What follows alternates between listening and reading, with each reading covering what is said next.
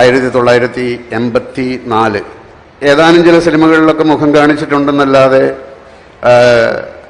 അതുകൊണ്ട് ജീവിക്കാനെന്നുള്ള ഒരു സംഭവമായിട്ടില്ല. ഒരു പെൺകുട്ടിയുമായിട്ട് ഒരു പ്രണയമുണ്ടായി. ഈ സാമ്പത്തികമൊന്നും നോക്കിയിട്ടില്ലല്ലോ പ്രണയിക്കുന്നത്. അങ്ങനെ ഞാനൊരു ദിവസം ഇന്നസെന്റിനോട് പറഞ്ഞു, ഞാൻ നാട്ടിലേക്ക് പോവുകയാണ്, 2 ദിവസം കഴിഞ്ഞിട്ട് എൻ്റെ കല്യാണമാണ്. പുള്ളി എൻ്റെ കയ്യിൽ ഒരു 400 രൂപ തന്നു. ഞാൻ ചോദിച്ചു, നിങ്ങളുടെ കയ്യിൽ പൈസയൊന്നുമില്ലല്ലോ, ഇത് എവിടുന്ന് ഈ 400 രൂപ കിട്ടി? അപ്പോൾ പുള്ളി പറഞ്ഞു, ആലീസിൻ്റെ വള. അപ്പം എൻ്റെ ബന്ധുക്കളെയൊക്കെ ഞാൻ വീട്ടിൽ അവിടെ ഒരാളെ വിളിച്ചു പറയുകയും ഒരു ഓട്ടോറിക്ഷ എടുത്തിട്ട് അവരെയൊക്കെ വിവരം പറയുകയും ചെയ്തു. ആരും വരണ്ട, വരാതിരിക്കാനാണ് ക്ഷണിക്കുന്നതെന്നുള്ള മട്ടിലായിപ്പോയി. അവളുടെ കഴുത്തിലൊരു താലി കെട്ടണം, സ്വർണത്തിൻ്റെ താലി കെട്ടണം.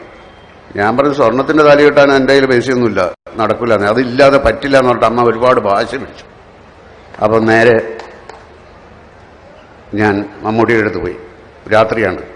അപ്പോൾ ഞാൻ പറഞ്ഞു, ഇങ്ങനെ നാളെ എൻ്റെ കല്യാണമാണ്, നാളെ റേസ് ഓഫീസിൽ വെച്ചിട്ട് ആരെയും ക്ഷണിക്കുന്നൊന്നുമില്ല, എനിക്കൊരു 2000 രൂപ വേണം, ഒരാവശ്യമുണ്ടെന്ന് പറഞ്ഞു.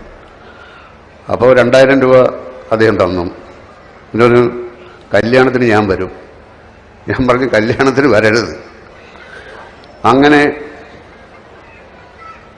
ഞാൻ ഇതുകൊണ്ട് സ്വർണത്തിൻ്റെ ഒരു താലി വാങ്ങിച്ചു. രജിസ്റ്റർ ഓഫീസിൻ്റെ വരാന്തയിൽ വെച്ചാണ് ഞാനത് എൻ്റെ ഭാര്യയായ അവരുടെ കഴുത്തിൽ കെട്ടുന്നത്. ഒരു ക്രിസ്ത്യാനി തന്ന 400 രൂപ, മുസ്ലിമായ മമ്മൂട്ടി തന്ന രൂപയ്ക്ക് ഹിന്ദുവായ പെൺകുട്ടിയുടെ കഴുത്തിൽ ഞാൻ കെട്ടിയ സ്വർണത്താലി.